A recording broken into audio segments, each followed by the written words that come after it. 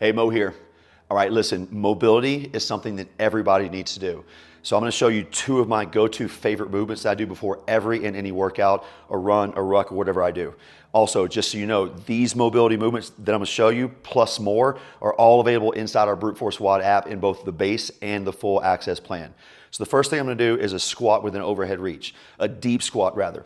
Now, if you need to, if you do a squat and this is where your range of motion ends, or you find yourself leaning forward, you can use a light kettlebell or dumbbell, or I'll use one of my light Scout sandbags for an example.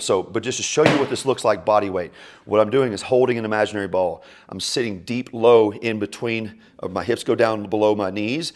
I stand up and I press up and reach up to open up my body. So I'm opening up my hips as I sit down, opening up my shoulders and lats as I stand up and press. If you needed to hold a weight, a light dumbbell or kettlebell, to allow yourself to sit. And what I like to do as well is I'll just sit here for a couple seconds and maybe shift side to side, chest is up, shoulders back. Now stand up and push. So again, this is super lightweight. This is maybe 15 pounds in this bag. So it's nothing that's going to tax me. It's just allowing me to go through a great full range of motion. So that's the deep squat with the overhead reach.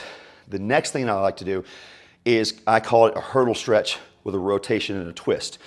So I get into a hurdler stretch, and because I'm opening myself up, you can keep your back knee off the ground if you want to. I like to just relax that knee on the ground and really focus on the rotation of my thoracic spine.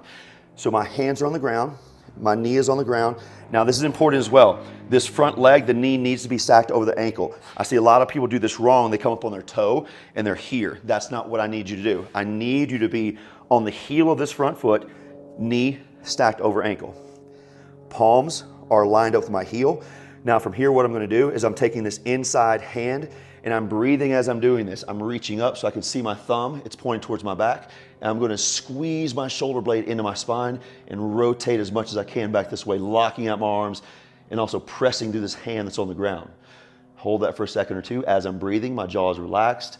And then I'm gonna drop down. I'm trying to drop this elbow down towards the ground right beside my ankle or my heel of the front foot. Hold that for a second while I breathe. Come back up, and then repeat. When I'm finished with that, I'll switch to the other side. I might push back into a down dog for a second to get some length in my calves and hamstrings, walk my foot up, drop the other knee down, again, knee stacked over heel, and just repeat that process, okay? So these are my go-tos. I'll do 3 to 4 sets of usually 8 to 10 repetitions apiece, okay?